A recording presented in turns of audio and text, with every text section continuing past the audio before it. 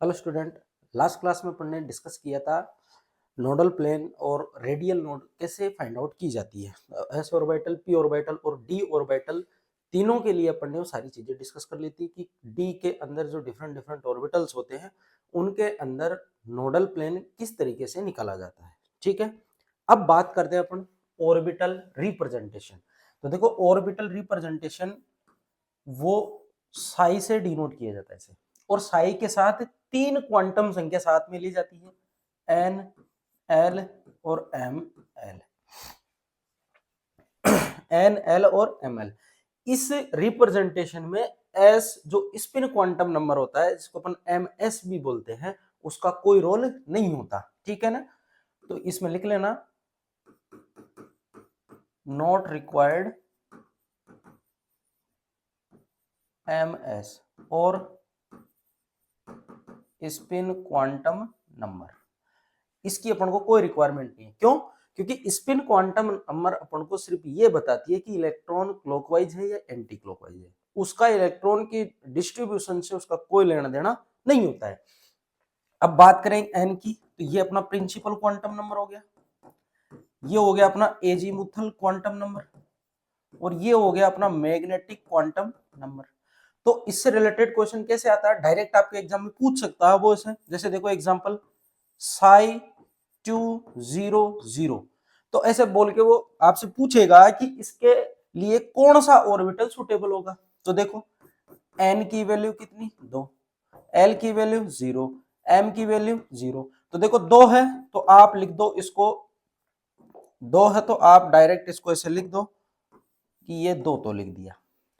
L का मान 0 किसके लिए होता है, एस ऑर्बिटल के लिए, ये एस हो गया। और एम का मान 0 एस के लिए होता है। जब एल ही 0 हो गया तो एम भी क्या होगा, 0 होगा। तो साई 200 ये कौन सा ऑर्बिटल है, 2s ऑर्बिटल है। ठीक है, तो ऐसे सिंपल आप रिप्रेजेंट कर सकते हो। ऐसे ही एग्जांपल की मैं बात करूं, साई 310, तो साई 310 की अगर बात करें तो एन का मान कितना है, 3, एल का मान 1, एम का मान 0। तो देखो साई 3 को ये सॉरी एन 3 को आप ऐसा कैसे लिख दो, एल का मान 1 किसके लिए होता है, पी के लिए। अब यहाँ एम का मान 0 है, तो ये अगर आप जेड एक्सिस को रेफरेंस मानते हो तो जेड के लिए अपन बाय डिफॉल्ट 0 मान लेते हैं। किसके लिए, जेड के लिए। तो पी जेड यहाँ पे हो जाएगा, कौन सा हो जाएगा, पी जेड। अदरवाइज अगर वो जेड को रेफरेंस नहीं मानता, भाई कुछ नहीं दे वो, तो आप जेड एक्सिस मानते हुए जेड का मान 0 रखोगे, जैसे होता है ना +1 0 -1। तो इसको बाय डिफॉल्ट पी जेड मान लेते हैं, लेकिन एक्चुअल में होता नहीं है। आप तीनों में से कोई सा भी ले सकते हो, ऐसा कोई आप पाबंद नहीं हो। और +1 और -1 आप एक्स और वाई के लिए ले सकते हो, पी एक्स और पी वाई के लिए, दोनों में से कोई सा भी हो सकता है। तो ये कौन सा वाला ऑर्बिटल होगा, ये 3p जेड ऑर्बिटल हो जाएगा। आई बात समझ में? तो इसको नोट डाउन करिए, फिर बात करते हैं नेक्स्ट।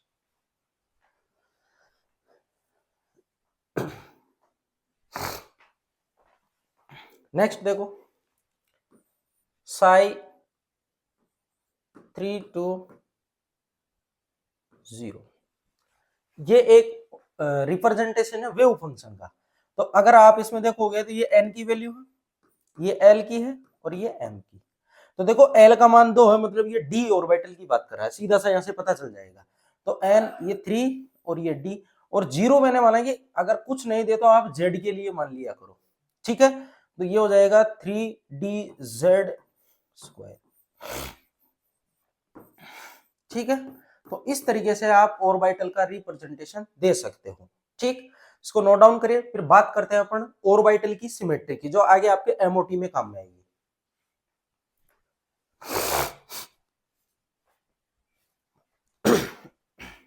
देखो ये तो ऑर्बिटल रिप्रेजेंटेशन था, अब बात करते हैं अपन ऑर्बिटल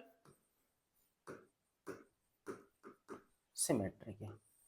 तो ऑर्बिटल सिमेट्री की अगर मैं बात करूं तो सबसे सीधा फंडा है, एक तो आप ये याद रख लो, एस पी डी एफ और आगे जी, तो ये होता है सिमेट्रिकल। कैसा होता है, सिमेट्रिकल। ये होता है एसिमेट्रिकल, फिर ये होता है सिमेट्रिकल, और फिर ये होता है एसिमेट्रिकल। फिर आगे वाला ऑर्बिटल आएगा सिमेट्रिकल, एसिमेट्रिकल, तो ये अल्टरनेट चलते हैं, सिमेट्रिकल एसिमेट्रिकल सिमेट्रिकल एसिमेट्रिकल ऐसे चलते हैं ये।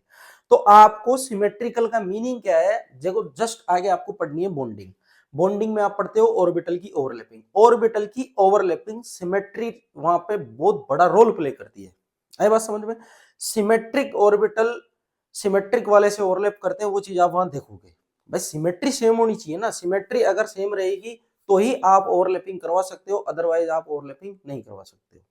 सिमेट्री का मतलब होता है उस पे साइन देंगे अपन, प्लस माइनस साइन देंगे, या प्लस अपन उस पे पूरे पे प्लस देंगे, या आप माइनस माइनस दोगे प्लस प्लस दोगे। मतलब ये जो साइन होते हैं ये चार्ज से रिलेट नहीं रहते, सिर्फ ये सिमेट्री को बताते हैं कौन सा सिमेट्री का कौन सा एसिमेट्री का। आई बात समझ में? तो अब बात करते हैं अपन सबसे पहले एस ऑर्बिटल की। तो सबसे पहले है अपना एस ऑर्बिटल। तो देखो एस ऑर्बिटल होता है स्फेरिकल, और स्फेरिकल की अगर मैं बात करूं तो स्फेरिकल को आप कैसे दिखाओगे? स्फेरिकल को आप दिखाओगे सिंपल ऐसे, ये स्फेरिकल हो गया। अब बात करें स्फेरिकल में तो इसको या तो आप प्लस से दिखा दो या आप इसको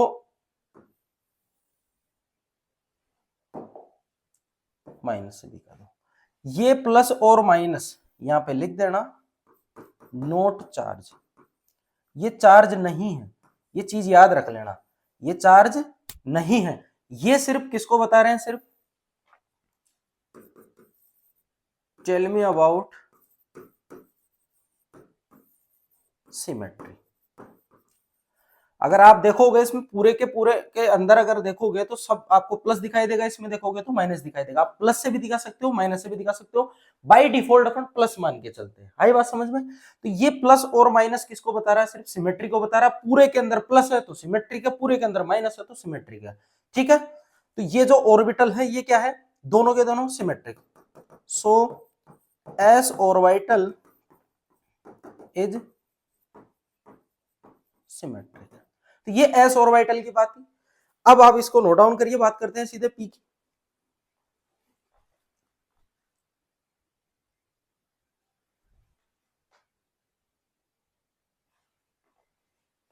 नेक्स्ट पी ऑर्बिटल, नेक्स्ट बात करते हैं अपन पी ऑर्बिटल की।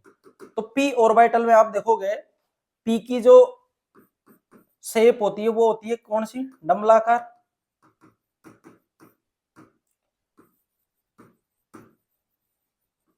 डंबल शेप होता है वो। अगर डंबलाकार की बात करें तो आप उसको ऐसे दिखाते हो, ऐसे ही दिखाते हो। अब इस पे अपन साइन देंगे, और साइन में मैंने बोला था ये एसिमेट्रिक नेचर का होता है। एसिमेट्रिक कब होगा? जब आप एक साइड प्लस मान लो एक साइड माइनस मान लो। भाई सिमेट्री कैसे फाइंड आउट करोगे?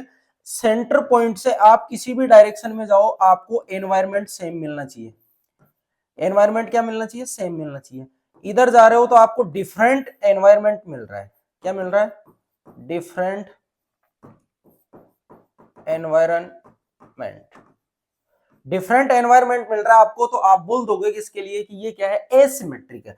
इधर जाओगे तो सेम मिलेगा, लेकिन एक डायरेक्शन में जाने पे आपको डिफरेंट मिल गया, और एक में कहीं पे भी डिफरेंट मिल जाए उस ऑर्बिटल को बोलेंगे अपन so p orbital is asymmetric.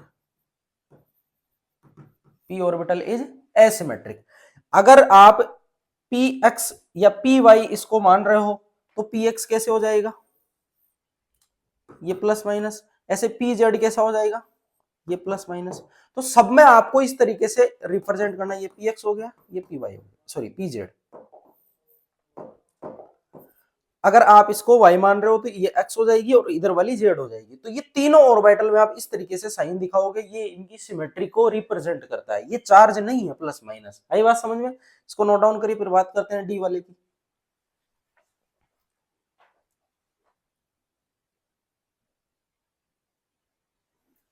बात करते हैं डी ऑर्बिटल की। डी ऑर्बिटल की बात करें तो ये होते हैं डबल डंबल, द्विडंबलाकार। ठीक है, दो डंबल इसमें होते हैं। तो सबसे पहले मैं बात कर लेता हूं जैसे डी एक्स वाई की बात कर लेता हूं, इधर बात कर लेते हैं डी वाई जेड, इधर कर लेते हैं डी एक्स जेड, ठीक है। तीनों की बात करें, इनके लिए अपन ने देखा था ये सिमेट्रिक होते हैं, सिमेट्रिक होते हैं तो आप कैसे इसको डिनोट करोगे, देखो सिमेट्रिक के लिए मैंने बोला कि ये हो गई आपकी एक्स एक्सिस, ये हो गई जेड एक्सिस, ये इधर एक्स, ये इधर ये जेड, और इधर ये हो गई आपके वाई एक्सिस, ऐसे ही होगी।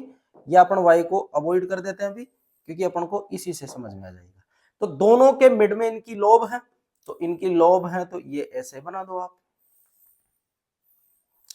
ये जेड और एक्स के मिड में है, इनमें सिमेट्री रहती है, सिमेट्री रहती है तो देखो आप कैसे साइन डिनोट करोगे, देखो प्लस प्लस माइनस माइनस, आप पर्टिकुलर एक पॉइंट से किसी भी डायरेक्शन में चले जाओ आपको इसमें एनवायरनमेंट सेम दिखाई देगा। इधर जाओगे तो कुछ नहीं है, इधर जाओगे तो भी कुछ नहीं है, इधर जाओगे प्लस मिलेगा, इधर जाओगे प्लस मिलेगा, इधर जाओगे माइनस मिलेगा, इधर जाओगे माइनस मिलेगा। तो ऑल डायरेक्शन में, all direction has same environment, so dxz is symmetric. आई बात समझ में, तो ये सिमेट्रिक नेचर का होगा।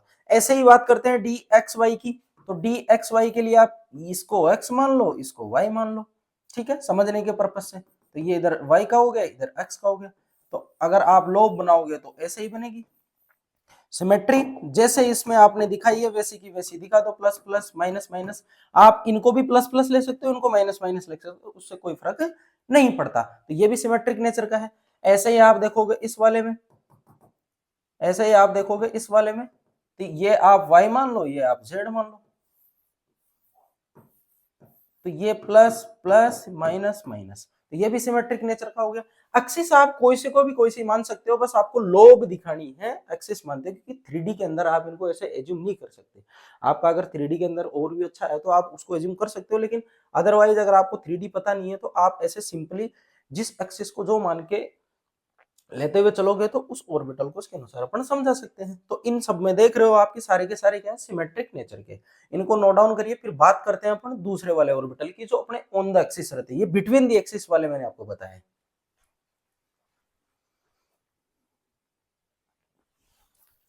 नेक्स्ट अपना dx स्क्वायर वाई स्क्वायर और dz square, dx square y square और dz स्क्वायर।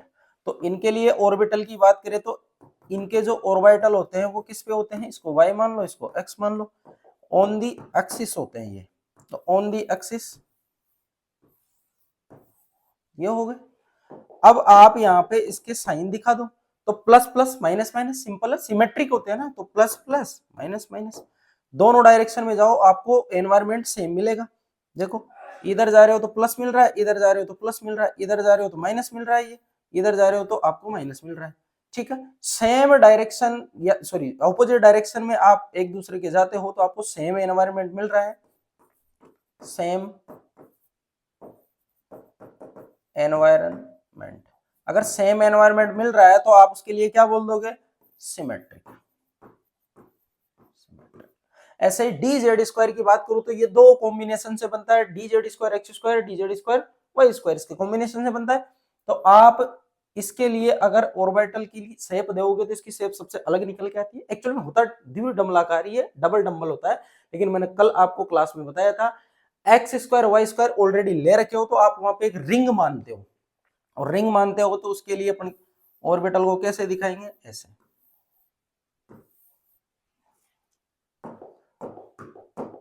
तो यहाँ पे इस रिंग पे तो आप पूरी पे माइनस दिखा दो और इस पे दिखा दो आप प्लस प्लस।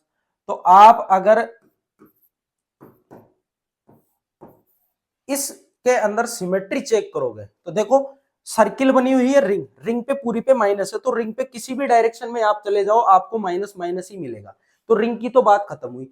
ऊपर देखोगे तो इधर प्लस मिलेगा, नीचे जाओगे तो इधर भी आपको प्लस मिलेगा, यानी रिंग में भी सिमेट्री है, क्योंकि इस पॉइंट से इधर जाओगे माइनस मिल रहा है, इधर से माइनस मिल रहा है, इधर भी माइनस मिल रहा है, इधर भी माइनस मिल रहा है, हर जगह आपको एनवायरमेंट सेम मिल रहा है। Ring and lobe has same environment, अगर सेम एनवायरमेंट है तो ये क्या होगा, सिमेट्रिक होगा। ये क्या होगा, सिमेट्रिक होगा। तो ये बात हुई ऑर्बिटल की सिमेट्री से रिलेटेड, इसको नोट डाउन करिए। फिर अपन बात करते हैं वेव फंक्शन का ग्राफ, साई स्क्वायर यानी प्रोबेबिलिटी डिस्ट्रीब्यूशन फंक्शन, जिसको रेडियल प्रोबेबिलिटी डिस्ट्रीब्यूशन फंक्शन भी बोलते हैं। और दूसरा अपन बात करेंगे किसकी, साई और आर के ग्राफ की। ठीक है, नोट डाउन करिए।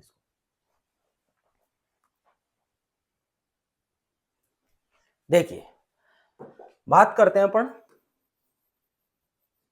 ग्राफ की, और ग्राफ में सबसे पहले अपन पढ़ेंगे कौन सा वाला, सबसे पहले पढ़ेंगे अपन साई वर्सेस आर। ठीक है, यानी वेव फंक्शन और रेडियस की। ठीक है, यानी रेडियस किसकी, ऑर्बिटल की, रेडियस किसकी, ऑर्बिटल की। तो रेडियस और वेव फंक्शन का ग्राफ अपन देखेंगे। सबसे पहले मैं बात करता हूं 1s ऑर्बिटल के लिए। ठीक है, 1s के लिए अगर आप देखोगे तो साई और आर का ग्राफ आपको खींचना है। ठीक है, और ये सारे के सारे रेडियल वाले होंगे फंक्शन। सब कौन से होंगे, रेडियल वाले। क्यों, क्योंकि त्रिज्या की बात कर रहे हैं ना, रेडियस की बात कर रहे हैं, तो रेडियल वाले फंक्शन अपन यहाँ पे लेंगे। तो यहाँ पे अपन रेडियल नोड की ही बात करेंगे। रेडियल नोड एस में भी होती है, रेडियल नोड पी में भी होती है, रेडियल नोड डी में भी होती है, या एस के केस में आप उसी को स्पेरिकल नोड बोल देते हो। ठीक है, अब साई 1s की मैं बात करता हूं, तो इसके अंदर आप रेडियल नोड निकालो n माइनस एल माइनस 1। तो n का मान 1 है, l का मान 0 होता है, ये 1, तो कितनी आ रही है, 0। इसमें कोई नोड नहीं है। और इलेक्ट्रॉन डेंसिटी जब r का मान 0 रहेगा तो सबसे ज्यादा वहां पे रहेगी, ये आपको पता है। कैसे, देखो इधर ये न्यूक्लियस है, इसके चारों तरफ ये 1s है, तो ये पूरी की पूरी इलेक्ट्रॉन डेंसिटी है वो मोस्टली कहां पे डिस्ट्रीब्यूट रहेगी। अगर ये r मानते हो आप इस वाली, तो r को आप जितने ज्यादा कम करते जाओगे तो उसके आसपास पाए जाने की इलेक्ट्रॉन की टेंडेंसी ज्यादा होगी, क्योंकि इलेक्ट्रॉन कहां मिलेगा, जहां पॉजिटिव चार्ज रहता है। तो ये सेंट्रल पार्ट न्यूक्लियस का है, तो सबसे ज्यादा इलेक्ट्रॉन डेंसिटी यहाँ पे मिलेगी।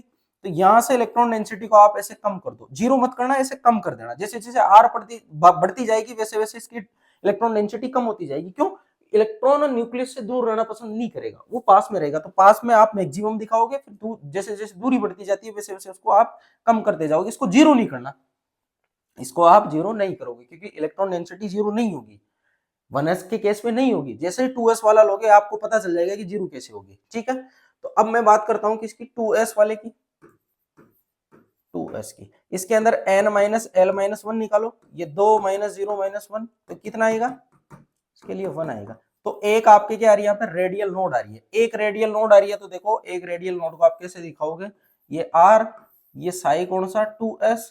तो देखो इलेक्ट्रॉन डेंसिटी यहां से आई, यहां आते हैं रेडियल नोड, ये 0 हो गई, और इसको ऐसे। तो ये एक आपके क्या हो गई,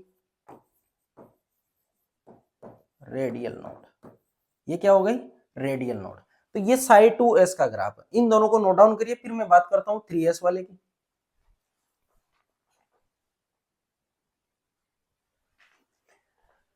नेक्स्ट है 3s ऑर्बिटल। 3s ऑर्बिटल के लिए अगर आप ग्राफ बनाओगे, ये r, ये साई 3s, तो इसके लिए n माइनस एल माइनस 1, तो क्या हो जाएगा 3 माइनस 0 माइनस 1, कितना हो जाएगा 2। तो 2 क्या आ रही है, रेडियल नोड।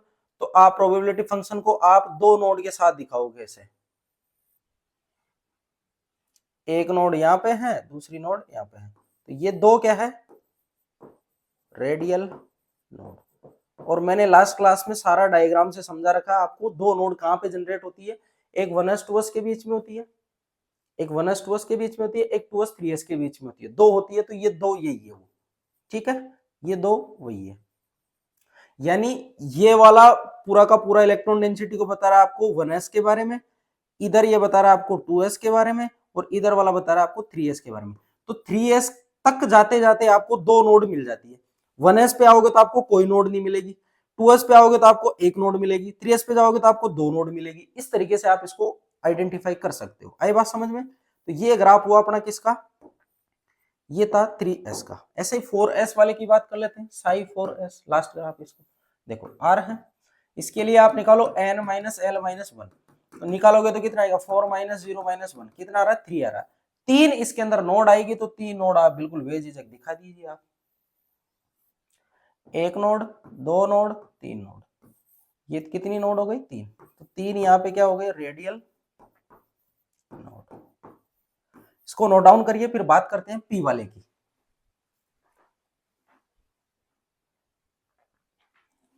नेक्स्ट है पी ऑर्बिटल के लिए graph. P orbital, P orbital के लिए साई वर्सेज आर। देखो सबसे पहले 2p, क्योंकि p कहां से स्टार्ट होता है? 2p से स्टार्ट होता है। तो 2p के लिए n माइनस एल माइनस 1 निकालो। p का मान सॉरी n का मान कितना? 2, l का मान कितना होता है? 1। ये 1 तो कितनी आएगी? 0। Electron density sorry electron density क्या, इसकी जो नोड होगी रेडियल नोड, वो कितनी आएगी? 0 आएगी। अब 0 कैसे आएगी? देखो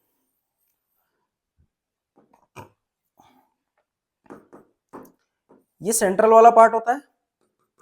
इस जगह से अपन यहाँ पे देखें, इस वाले की यहां से नोडल प्लेन लगा रहे थे। ध्यान से सुना, ग्राफ कहां से स्टार्ट करना वो समझा रहा हूं मैं। यहाँ नोडल प्लेन लगा रहे थे, मतलब यहाँ इलेक्ट्रॉन डेंसिटी क्या है? 0। इलेक्ट्रॉन डेंसिटी क्या है यहाँ पे? 0। अगर इलेक्ट्रॉन डेंसिटी आप सेंट्रल वाले पार्ट में 0 कर रहे हो तो आप उसको 0 से स्टार्ट करोगे ग्राफ से, क्योंकि वहां इलेक्ट्रॉन डेंसिटी नहीं है। और बात करें इसकी 2p की, 2p से पहले कोई ऑर्बिटल नहीं आता, इसलिए रेडियल नोड 0 होती है, मैंने बता रखा आपको। तो ग्राफ में कहां से स्टार्ट करूंगा? इसका साई 2p और r का ग्राफ, ग्राफ में स्टार्ट करूंगा यहां से। अब आप बोलो गुरुजी उसमें तो ऐसे कर रहे थे, इसमें यहां से इसलिए किया है मैंने क्योंकि इस जगह से नोडल सेंटर वाले पार्ट से नोडल प्लेन निकल रहा है। तो नोडल प्लेन पे आप इलेक्ट्रॉन डेंसिटी को मिनिमम मानते हुए चलोगे, और मिनिमम वो 0 से स्टार्ट होके ऐसे जाएगा। आई बात समझ में? ये हो गया किसका? 2p का। किसका हो गया? 2p का। इसमें आपको इस r के साथ एक भी कट नहीं मिला, इसलिए इसमें नोड आपको नहीं दिखाई देगी, और होती भी नहीं है रेडियल नोड। 2p के लिए कहां होती है? 2p से पहले कोई p ऑर्बिटल थोड़ी होता है, नहीं होता। तो p वाले आप सारे ग्राफ यहां से स्टार्ट करोगे, s वालों को वहां से करोगे, ऐसे d वाले भी यहां से होंगे। क्यों? क्योंकि सेंट्रल वाले पार्ट से 2 प्लेन निकलते हैं। ठीक है, तो उसमें भी आप ऐसे दिखाओगे। इसको नोट डाउन करिए, फिर बात करते हैं 3p और 4p की।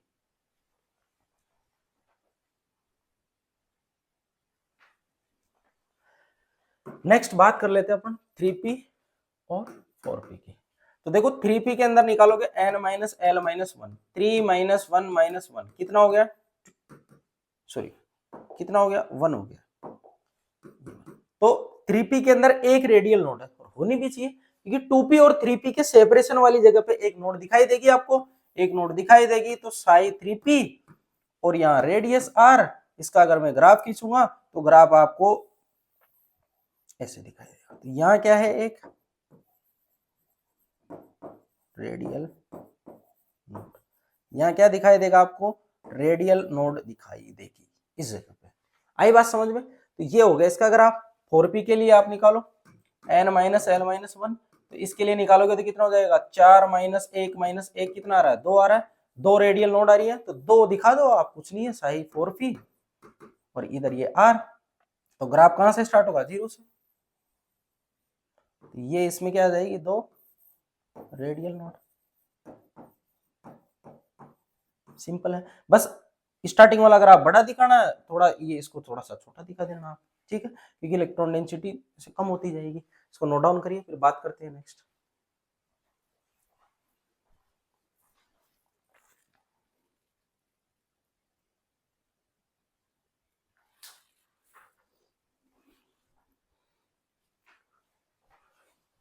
नेक्स्ट बात करते हैं अपन डी ऑर्बिटल की। डी ऑर्बिटल के लिए साई वर्सेस आर का ग्राफ। जब इसका आर का ग्राफ इसके साथ आप खींचोगे तो सबसे पहले 3D की बात कर लेते हैं, फिर बात कर लेते हैं 4D की। ठीक है, 3D की अगर मैं बात करूं तो n माइनस एल माइनस 1 निकालोगे आप, तो 3 माइनस 2 माइनस 1 कितना आ गया? 0 आ गया। 3D से पहले कोई डी ऑर्बिटल नहीं है, इसलिए 0 इसमें क्या आएगी? नोड आएगी। तो ग्राफ आप खींच लो साई 3D और इधर आर। ग्राफ कहां से स्टार्ट करोगे? आपके समझ में आ गया होगा। पी ऑर्बिटल, जैसे यहाँ सेंट्रल से आप देख रहे थे, इस जगह से नोड निकल, ऐसे प्लेन निकल रहे थे, 2 प्लेन निकल रहे थे सेंट्रल वाले पार्ट से। तो सेंट्रल वाले पार्ट को आप यहाँ से स्टार्ट करोगे। ठीक है, कोई नोड नहीं है, ये 3D का हो गया। आई बात समझ में? नोड नहीं है तो नोड आप नहीं दिखाओगे, रेडियल नोड होती नहीं है। ऐसे ही आप 4D के लिए निकालोगे n माइनस एल माइनस 1, तो कितना हो गया? 4 माइनस 2 माइनस 1, कितनी? 1 आ रही है। 1 आ रही है तो आप ग्राफ खींच लो साई 3D और ये आर, एक नोड दिखा देना। तो ये आ गई एक रेडियल नोड। एक ऐसा ही आप किसका खींचोगे 5D का, तो उसमें 2 आ जाएगी, तो 2 नोड दिखा देना। तो ऐसे सिंपल तरीके से आप नोड दिखा सकते हो। ये थे साई और आर के ग्राफ। अब बात करते हैं अपन रेडियल प्रोबेबिलिटी डिस्ट्रीब्यूशन फंक्शन, जिसको साई स्क्वायर बोलते हैं। साई स्क्वायर और आर का ग्राफ इससे सिमिलर ही है, बस थोड़ा सा आपको डिफरेंट दिखाई देगा।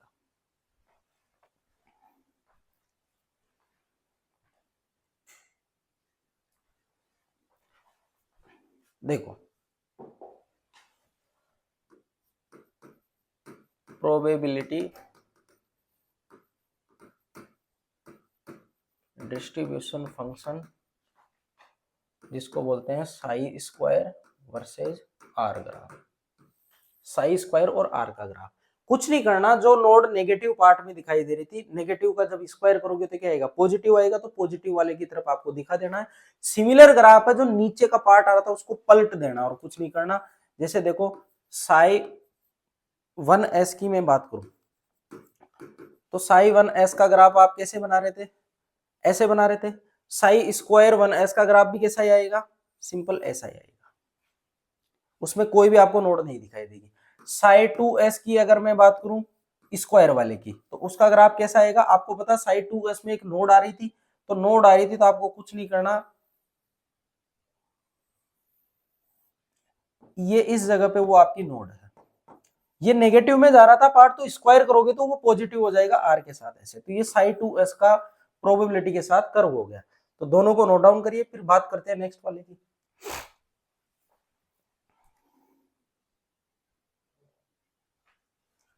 ऐसे ही साई 3s का ग्राफ बना सकते हो आप स्क्वायर के साथ। जब आप ग्राफ बनाओगे आपको पता है इसके अंदर कितनी है, दो नोड, तो दो नोड कैसे दिखानी है आपको, दो नोड आपको ऐसे दिखानी है, ऐसे, और इसको कम करते हुए चलना है, ठीक है, इस तरीके से। तो ये आपके ये दो नोड हो गए।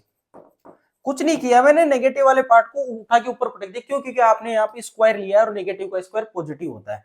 ऐसे साई स्क्वायर 4s का ग्राफ अगर आप खींचते हो तो आपको यहाँ पे दिखाई देगा कुछ इस तरीके का।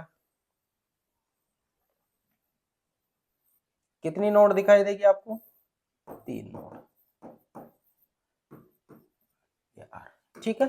तो इस तरीके से आपको प्रोबेबिलिटी डिस्ट्रीब्यूशन फंक्शन, जिसको साई स्क्वायर बोलते हैं, उसका ग्राफ आप ऐसे बना सकते हो। और मैंने बोला था जहां पे साई स्क्वायर की वैल्यू मैक्सिमम होती है उसको अपन बोलते हैं ऑर्बिटल, और जहां पे 0 होती है उसको बोलते हैं अपन नोड। तो आप देख सकते हो इस जगह पे साई की जो वैल्यू है 0 हो रही है स्क्वायर की फॉर्म में, तो इनको अपन क्या बोलेंगे, नोड। और जहां पे है उसको अपन क्या बोलते हैं, ऑर्बिटल। जहां पे है उसको क्या बोलते हैं, ऑर्बिटल। तो सबसे ज्यादा डेंसिटी 1s के पास रहेगी, तो ये तो 1s वाला, ये 2s वाला, ये 3s वाला, ये 4s वाला, और इनके बीच में ये आपने नोड दिखा दी ऐसे। तो इनके ग्राफ से आप ऐसे समझ सकते हो, ठीक है। इसको नोट डाउन करिए, फिर बात करते हैं नेक्स्ट वाले ऑर्बिटल की।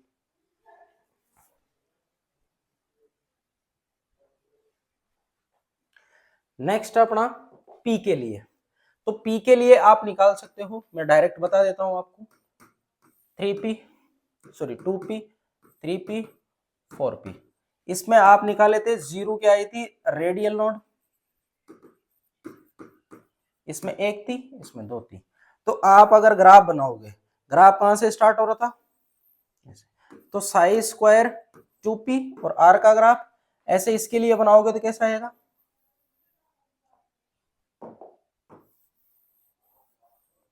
इसके लिए अगर आप बनाओगे ग्राफ,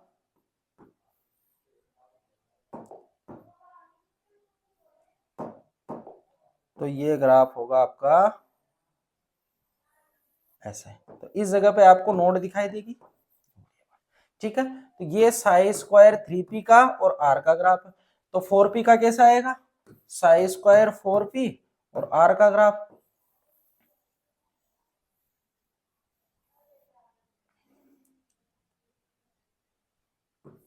ये आपको दो नोड दिखाई, जिसको रेडियल नोड बोलते हैं।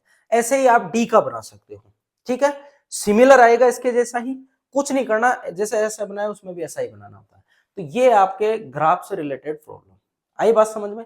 अब बात करते हैं कुछ एक और ग्राफ है, उसकी चर्चा कर लेते हैं, आप उसको भी आप जान लो तो बढ़िया रहेगा।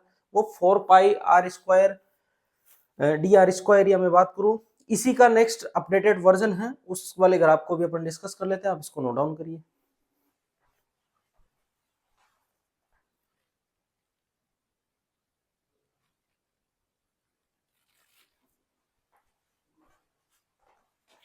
देखो नेक्स्ट ग्राफ आप लिख लेना 4 पाई आर स्क्वायर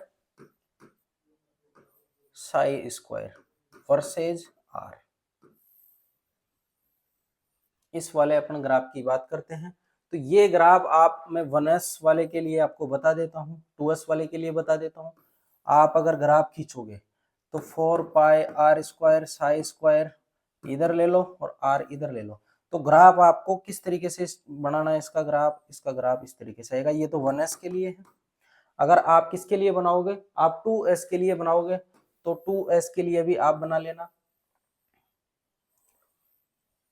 ऐसे।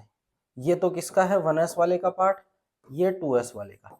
ये पर्टिकुलर ऑर्बिटल में खुद की इलेक्ट्रॉन डेंसिटी को बता रहा है, ये चीज आप याद रखना। Psi 2s 4 pi r square psi square, ये वाला ये कैसे बता रहा है, आपने पर्टिकुलर 2s इलेक्ट्रॉन के लिए ग्राफ बनाया है। तो 2s वाले इलेक्ट्रॉन ज्यादा कहां पे रहेंगे, 2s में रहेंगे। थोड़ी बहुत इलेक्ट्रॉन डेंसिटी उसकी मर्ज हो जाती है किसमें, 1s वाले में। तो थोड़ी बहुत इलेक्ट्रॉन डेंसिटी किधर शिफ्ट करते हुए दिखाओगे आप, 1s की तरफ। और मर्ज क्यों हो जाती है आपको मैं जस्ट आगे पढ़ाऊंगा। जेड इफेक्टिव, इन ऑर्बिटल की सबकी स्क्रीनिंग इफेक्ट पावर अलग अलग होती है। एस वाले की सबसे ज्यादा होती है, तो एस वाला थोड़ा मर्ज हो जाता है किसमें, 1s वाले ऑर्बिटल में। ऐसे 3s वाला किसमें मर्ज हो जाएगा, 2s में। तो इलेक्ट्रॉन डेंसिटी थोड़ी बहुत इनमें मर्ज हो जाती है 1s वाले ऑर्बिटल में। इसलिए अपन ग्राफ उसका थोड़ा छोटा दिखाते हैं, इस वाले का बड़ा दिखाते हैं। ये पर्टिकुलर ऑर्बिटल के लिए ग्राफ है, ठीक है। तो इस तरीके से आप इनके ग्राफ बना सकते हो। ऐसे ही मैं आपको ग्राफ बता देता हूं किसके, 2p 3p वाले के, और डी वाले का भी उसके सिमिलर ही है। तो इसको नोट डाउन कर लीजिए आप।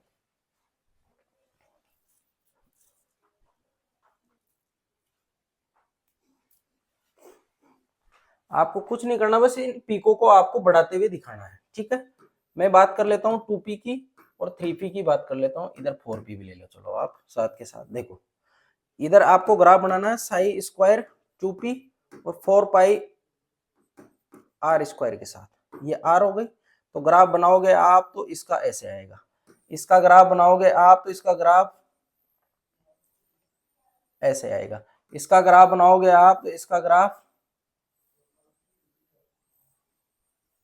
ऐसे आएगा, ठीक है। तो ये पीक आपको बढ़ती हुई दिखाई देगी, ऐसे बढ़ती हुई, क्योंकि 4p की डेंसिटी ज्यादा कहां रहेगी, 4p में रहेगी, कम कहां रहेगी 3p में, और उससे कम कहां 2p में।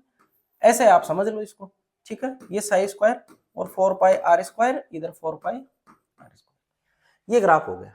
तो इस तरीके से आपको पीक दिखानी है। तो देखो ये सिमिलर आपको दिखाई दे रहा है किसके साथ, आप 1s 2s और 3s के साथ इसको रिलेट कर सकते हो, उसके जैसा आपको दिखाई दे रहा है।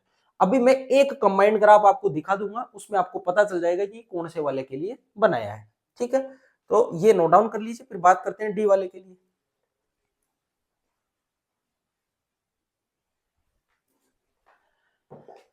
डी वाले की बात करें तो 3D 4D और 5D। इसमें आप ग्राफ बनाओगे तो आपको पता है इसका ग्राफ भी कैसा आना है, ऐसा आना है, ये आर के साथ। इसका ग्राफ बनाओगे तो कैसा आना है, ऐसा आना है। इसका ग्राफ बनाओगे तो कैसा आना है, ऐसा आना आर के साथ, ठीक है। Psi square 4 pi r square, ये 4 pi r square psi square, ठीक है। 4 pi r square psi square, ये उसका ग्राफ हो गया। आई बात समझ में। अब इसके अंदर जो पीक आती है, ये पीक पूछी जाती है कि 5D वाले में कितनी पीक मिलेगी आपको, psi square 4 pi r square की। तो पीक निकालने का सीधा सा फॉर्मूला है n माइनस एल कर दो, क्या कर दो, n माइनस एल कर दो। और n माइनस एल कर दोगे तो पीक निकल जाएगी। जैसे इसके लिए n का मान कितना है 5 और d के लिए l का मान कितना होता है 2, तो कितनी 3, तो 3 आपको यहाँ पे पीक दिखाई दे रही है। कितनी पीक है, 3 पीक। ऐसे ही आप इसमें निकालोगे तो कितनी पीक आएगी, 2 आएगी। तो निकाल लो n माइनस एल, 4 माइनस 2 कितनी आ रही है, 2 आ रही है। तो यहाँ पे आपको 2 पीक दिखाई देगी। तो पीक आप निकाल सकते हो, कोई से में भी निकाल सकते हो आप, ठीक है। इस वाले के लिए आप निकालोगे n माइनस एल, तो इसके लिए कितना होगा 3 माइनस 1 सॉरी 2, तो कितना आ रहा है 1, तो इसमें एक ही पीक आ रही है। तो आप किसी भी ऑर्बिटल में निकाल सकते हो। सेम ऐसा ही आप इनमें कर सकते हो, n माइनस एल निकाल के। तो n का मान कितना है 4, पी के लिए सॉरी एल का मान कितना होता है 1, तो कितनी 3 पीक। तो ये 3 पीक आपको दिखाई दे रही है, 3 पीक, तो किसी की भी आप निकाल सकते हो। तो ये बात हुई किसकी, पीक से रिलेटेड। तो इसको आप नोट डाउन करिए, फिर बात करते हैं नेक्स्ट।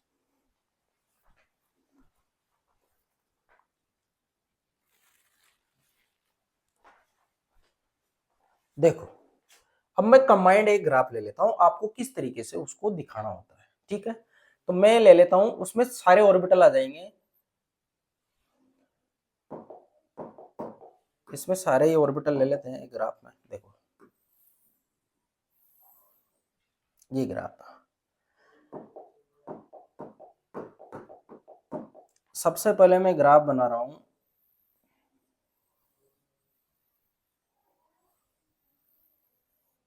इधर तो ये r है, इधर ये 4 पाई r स्क्वायर साई स्क्वायर, ठीक है।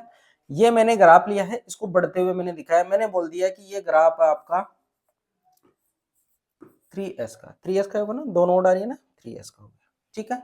दूसरा ग्राफ मैं बना देता हूं, आपको डिस्टिंग्विश करवाना है मेरे को, ठीक है। दूसरा ग्राफ आपको आगे किस खाते हुए बनाना है, ऐसे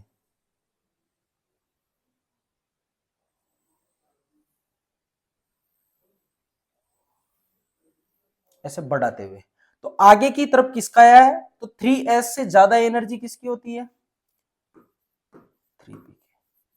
आगे किस खाते हुए दिखाया आपने, 3s से ज्यादा 3p के, इसके अंदर भी आपको दिखाई देंगे कितने, सॉरी 4p लिख लेना इसको, है ना। दो नोड ले लिए ना, एक और दो, दो ले लिए तो कौन सा आएगा, 4p वाला आप इसको ले लेना, ठीक है।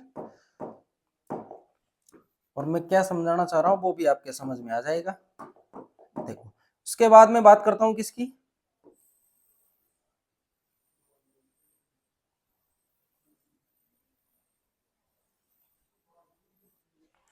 ये दो मैंने यहाँ पे नोड दिखाई है, तो आप ये ले लेना कौन सा वाला, 5T, ऐसे ले सकते हो आप इसको।